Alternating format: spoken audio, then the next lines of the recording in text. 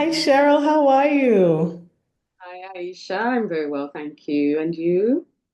I'm doing great. I'm so excited. Well, we're just going to jump right into it and just share, how you and I met, right? Which is actually the in 2001, the summer before I started teaching, when I traveled to England, and my cousin, who is friends with your mom, she immediately said, and this was just a few hours after I landed, she said, "Oh my goodness, like you have to meet Cheryl." And we went out that same evening and clicked right away, right? And we stayed in touch ever since. We did a lot of traveling together. We traveled to Belize and Mexico, I think, at the end of that school year, if my memory serves me right. And you would just visit with us in New York quite often. And I spent a lot of time with you and your family. And when I came to England to study, I remember, if I can recall from our session last week, which was meant to encourage women to be synchronized in mind, body, and spirit. You and I were in our early 20s, and while I was studying there, we selected a weekend to just take care of ourselves. I remember that Saturday, we went to the spa to take care of our minds and bodies. Do you remember that? Absolutely. Yes, and then the Sunday we went to church to nurture our spirit beings, and I've just had so many beautiful memories with you, including when I visited with you and your family in South Africa last year. And I just have to share this. You have always had such a strong business and success mindset, and just always wanting and expecting the best, but also always giving your best. And I am so incredibly proud of you and your journey and your vision. And I'm excited you're here tonight to talk about it. So, can you share with us what inspired you to co-found the Illuminate Africa group? And how did you navigate the challenges of building a business across diverse industries? Wow, what an introduction. Thanks for that, Aisha. And I do remember every bit of our encounters, and everything feels so natural whenever we get together. We can be millions of miles apart and we can speak maybe twice or three times a year, but we always fall back into place like sisters do. And for that, I am very grateful to God, the universe, and for having you in my life as a sister. Just to go to your question, so honestly, I was raised to believe that building something meaningful should go hand in hand with building something profitable. My father's entrepreneurial spirit really shaped that mindset. I know you know my dad, he's always doing something. If it's back home in Ghana, if it's in Trinidad, he lives in London, he's always got his fingers in some sort of pie. And he was he is about legacy, not just livelihood. And that energy I carried into the Illuminate Africa group. It was never just about business. It was about transformation across sectors and across borders. And with each venture, whether it's my cashew farm back in Ghana or whether it's Ethos Squared, which is a new venture that I'm working on, whether it was putting all the luxury brands into Diamond Walk for big property developers in South Africa, or whether it's building my own lifestyle brands like Kiso and Sack. I've had to stretch, adapt, and lead in industries that I wasn't trained in. But that's the beauty of the path less traveled.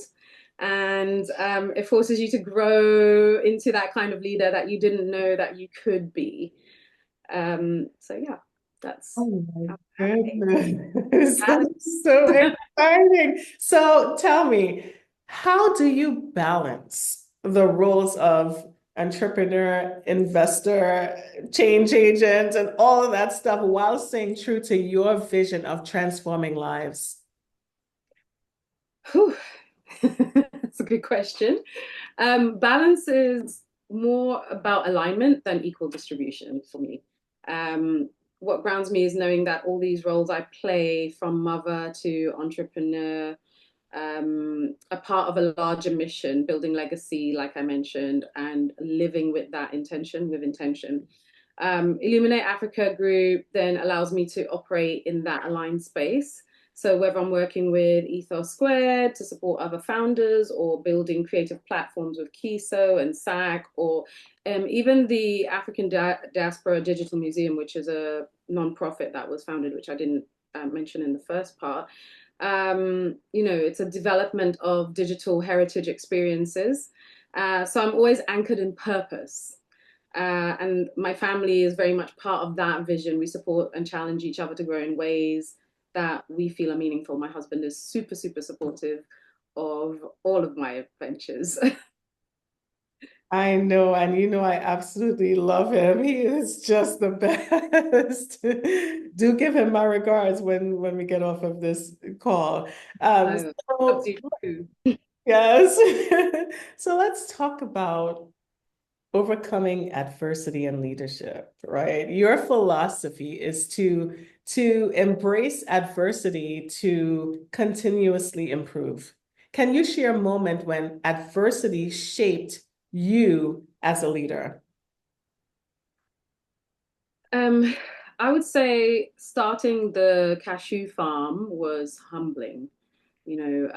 From climate unpredictability to navigating red tape in a country that, although it forms part of my heritage, culturally, it was different to what I grew up in and how I approach business. So I was constantly tested with that.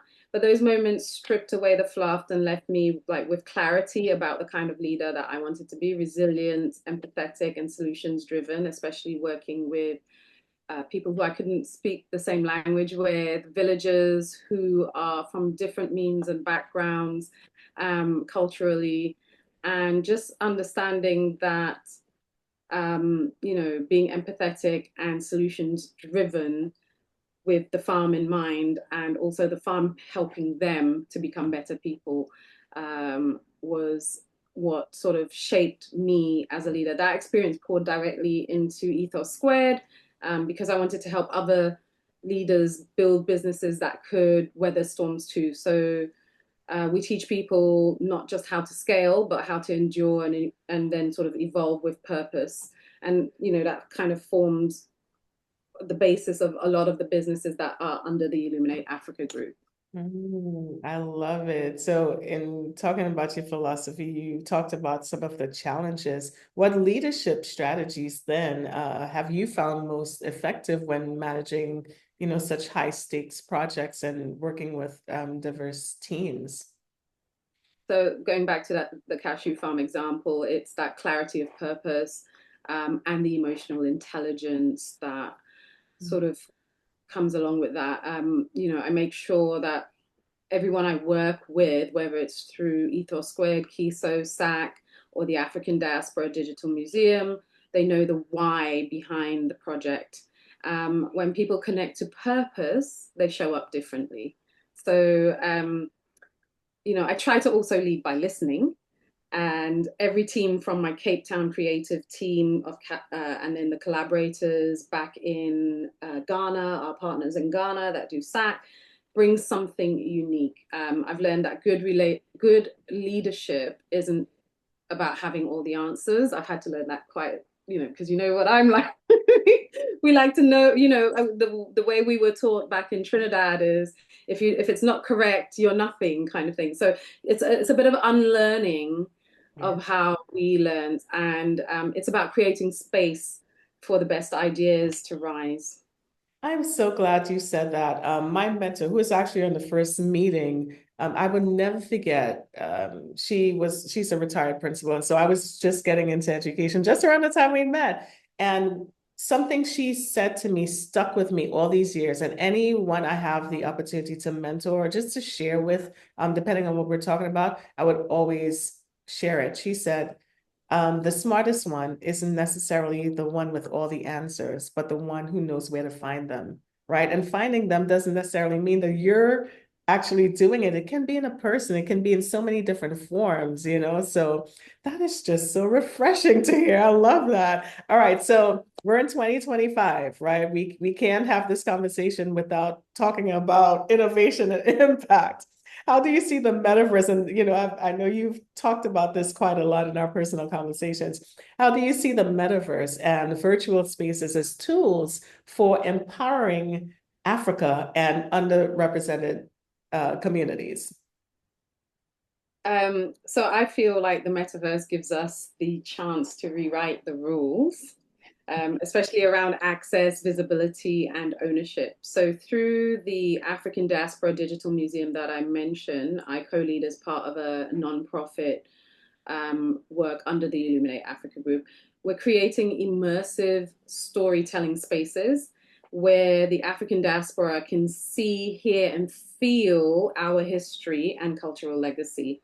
So it's about reclaiming our narrative and showcasing creativity and building digital equity. When African creators and communities own their stories, even virtually, that's power. So I don't, I'd love to take you around the museum. Did I ever show you the museum? It'd be great for us to immerse. Briefly, when last year I think we zoomed after I returned, and you were just getting started with some aspects of it, but I'd love to set up a time for us to go through it some more. Yeah. We've got a sort of a proof of concept with Timbuktu, and it's what would Timbuktu be like today if it hadn't been burnt down, if there wasn't the interference of colonialism, if we hadn't lost all of that, and how would Mansa Musa, the richest man in history, how he invested in a lot of institutions, educational learning in Timbuktu, how would that impact us as culture rather than us thinking that our history begins at slavery, and that's empowering for our global diaspora, not just African children here, but African children of African descent all around the world. Oh my goodness, that is so powerful. I'm so excited. I just can't wait to learn more and to just see how we can even partner and support each other, because this is something that I would definitely, and we spoke about that last year, Yes, right? I know you're very We need passionate to about resume. education, how people learn, how the kids learn, and I think Ah, this it's a good yeah. tool.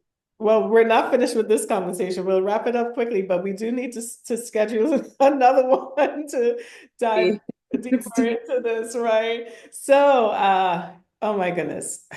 Top 100 women of the future. What does it mean to be recognized as a top 100 woman of the future? And how do you plan to leverage that platform? And I know you, you're one of the most, you're so intelligent. And, I mean, you talked about all the different things that you do, right? But you're so gracious and humble. And I just love that about you. So, yeah, tell us some more. Yeah, because and I think because you've known me so long, you've known me for me, and I have never been about what I do. I'm always just me, and it's what I do does not define me. A top 100 women of the metaverse, Miss Trinidad and Tobago for Miss Universe, is still me, Yeah, Aisha, girl from down south that's in so um, it's affirming. It's absolutely affirming, and more than that, it's fuel. So like when they tell you, oh, you can't become a chartered surveyor, or you're not beautiful enough because of your complexion or whatever. I went and I became the most beautiful. When yeah. they told me that I couldn't become a chartered surveyor, what did I do? I went and built shopping centers and populated them. And so for me, it's fuel. But being recognized as a future forward woman comes with a responsibility to use the spotlight well. My plan is to leverage that platform through Illuminate Africa Group, and it's all in the name, shedding that light on Africa. So by me being put forward as a future woman, top 100 women of the future, it shines indirectly, but it shines that light on African women. Um, yeah, so my plan is to leverage it and through Ethos Squared, where we guide founders and to lead with vision and values, and through the African Diaspora Digital Museum, which is already reshaping how people interact with African heritage globally. Recognition is great. So yeah, what we do with it is what matters most. And I try to stay grounded and humble, and let's hope we can use it to that the best advantage in that way. Well, girl, I don't know if you try because you just are. Right. Oh, so empowering women and future generations. And I have a question I'd like to ask you, but I would also, if you feel to share, you had shared last year when I was visiting with you and your husband about what you did with one of your household employees, right? The chef. So if you can talk about that as I, ask this next question, I think it will really encourage others to, um, follow suit in some sense in terms of giving back, because that, when you shared that story with me, it just warmed my heart so much. So if you can tell us that story, but also talk about what advice you would give to women who are passionate about entrepreneurship, but face fear and doubt. So wow, I wasn't expecting you to come back with that story, but Doris, who was an employee of ours. She was our housekeeper, and was very sort of ambitious to become a chef. So she worked for us for a number of years, and you know, in Africa, it's very difficult for people to find the opportunities and to get the stepping stones. And we recognized in her that ambition. So what we did was my husband and I decided that we would send her to chef school here in Cape Town. And she went and she embraced that and she did really, really well. She went back to Ghana, and the last time I was in touch with her, she was already appointed as the head of the Ghana Barbecue Association. She was going to Memphis to cook. And it was really heartwarming for us to see, because she says to Stephen and I that this is this would not have been possible if we did not provide her with that platform. And a lot of what I do is also, in a business sense, that was a personal uh, employee worker relationship that we saw her become empowered. And so, in a business sense, we try to always have that at the back of my mind. Going back to your first question, it is about what we, not just about profit, but what we can do on the way. And living in Africa kind of does that. Being African, my again with the cashew farm, a village is being supported. Had this farm not been presented for them to create work, and so actually, I didn't think about these things until you've now sort of presented me with it. So I would say, for women who are passionate about entrepreneurship, your question, but face fear and doubt is to start anyway. Clarity often comes after the leap. And Doris found that when she was scared. It was her going back to school after many, many years. She didn't really have more than a primary school level education, secondary school level education. So her going to school in Cape Town, being probably one of the few Black African women in Cape Town in that classroom setting, she was very scared, and I had to, sort of guide her through that. I felt fear in every venture, whether it was launching Kiso socks or with zero background in design, um, or entering into uncharted territory with the African Diaspora Digital Museum. I am by no means a tech professional, but each time I moved forward with intention and found the courage that grows through the action. So don't wait to feel ready, just make the first move, and then the universe and God just provides, and you build from there, and you see that you're on the right path. It's so there is a higher power at work, because it's so mind-blowing to see that when you look back at like how scared you were to attempt something, and even with this studies that I'm doing right now, I'm at the end of it, and the path is always clear. Well, girl, and I'm so excited that you're supposed to be finishing or graduating on my birthday. So that's our other, and so, I have to tell you this. So last year, I graduated from seminary on Abigail's birthday. Oh, wow. So Yes, I'm giving, yes. I'm honoring you on your birthday. I know. And the thing is, we've always considered ourselves sisters. I don't think we were ever friends. We were just naturally sisters. Oh my goodness. I'm so excited. I mean, you said so much, and I think you definitely touched on this last question that I'd like to ask, but it's more specific because it's asked for one. So if you can synthesize what you'd like to say, that would be great. If you can tell your younger self one thing, just one thing about building a dream and staying the course, what would it be? I know you said to just start, right? But staying the course, what would it be? I think it would be that you're allowed to evolve. The dream you start with isn't always the dream you're going to end up building, possibly, but it doesn't mean that you're off course. Right. So, I tell my younger self to keep her heart open and trust that every experience, every challenge, every pivot is laying the foundation for something greater. Absolutely. Oh my goodness. But Cheryl, I mean, it was just such a joy connecting with you to talk about this more on a formal level, right? Because we always have these beautiful, more intimate conversations. This is intimate as well, but knowing that others will be impacted by this truly, truly warms my heart. I'm so excited for you. I love you like a sister forever.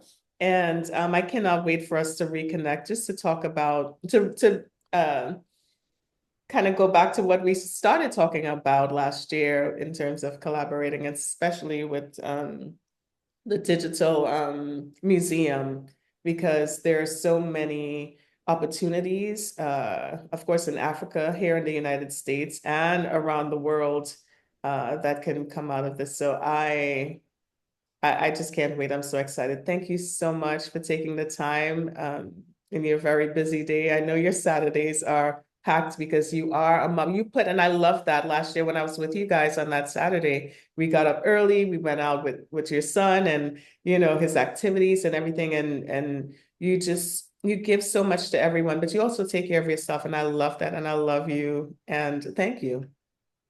Thank you for taking the time, well, for having me. And this is something special you're building. It's definitely going to create impact and ripples. And whatever you put your hand to, Aisha, I know is always successful. So I really appreciate you and love you as well. So thank you for having me.